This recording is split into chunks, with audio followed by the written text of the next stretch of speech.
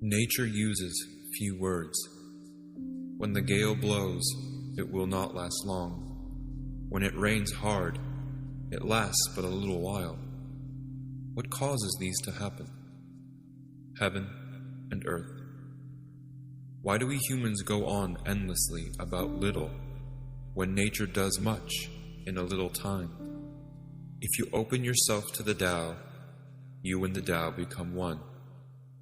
If you open yourself to virtue, then you can become virtuous. If you open yourself to loss, then you will become lost. If you open yourself to the Tao will eagerly welcome you. If you open yourself to virtue, virtue will become a part of you. If you open yourself to loss, the lost are glad to see you. When you do not trust people, people will become untrustworthy. Any leadership that teaches you to depend upon another race is a leadership that will enslave you.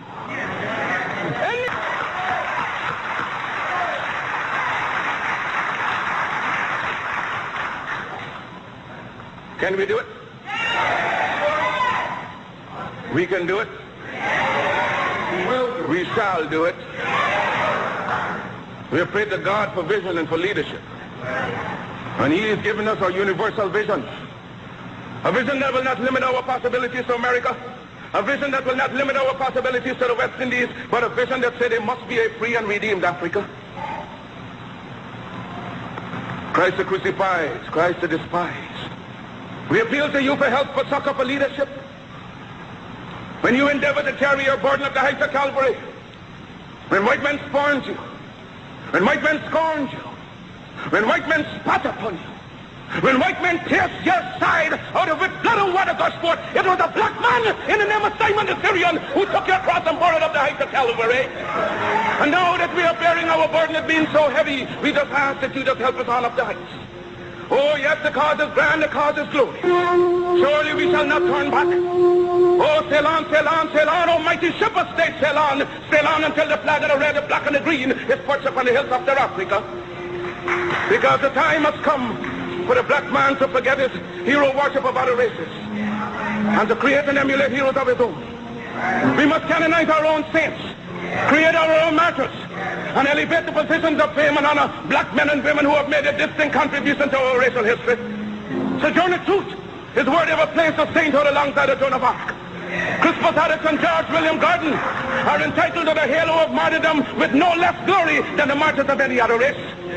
Toussaint Louverture's brilliancy as a soldier or a statesman outshone that of any other people. Hence he's entitled to the highest place as a hero among men. Because Africa's created millions and countless millions of black men and women in war and peace, whose luster and bravery outshone that of any other people. So why not see good and perfection in ourselves? We must inspire our literature and promulgate the doctrine of our own without any apologies to the powers that be. That right is ours and God. Let sentiments and cross opinions go to the winds. We are entitled to our own opinion and are not obligated to or bound by the opinions of others. If others laugh at you, return the laughter to them. If they mimic you, return the compliment with equal force. Because they have no more right to dishonor, discredit you in manhood than you have in dealing with them. Honor them when they honor you. Disrespect and disregard them when they vilely treat you. Their arrogance is but skin deep, an assumption that has no foundation in morals or in law. They have sprung from the same family tree of obscurity as we have. Their history is as rude in its primitiveness as ours. Their ancestors were running wild in living in trees of branches like monkeys as ours. They made human sacrifices, ate the flesh of their own dead and wild meat from beasts for centuries, even as they have accused us of doing. Their cannibalism is more prolonged than ours. When we were embracing the banks of the Nile, they were still drinking blood out of the skulls of their conquered dead. After our civilization had reached the noonday of progress, they were still living in holes with bats, rats, and other insects and animals. After we had already unfathomed the mystery of the stars and reduced the heavenly constellation to minute and regular calculus, there were still backwards men living in ignorance and in blatant darkness.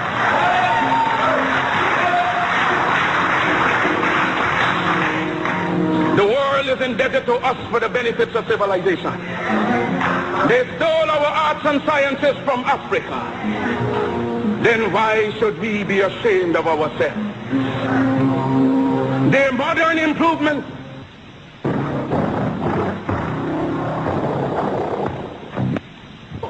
to be reflected and resurrected by our generation and our posterity.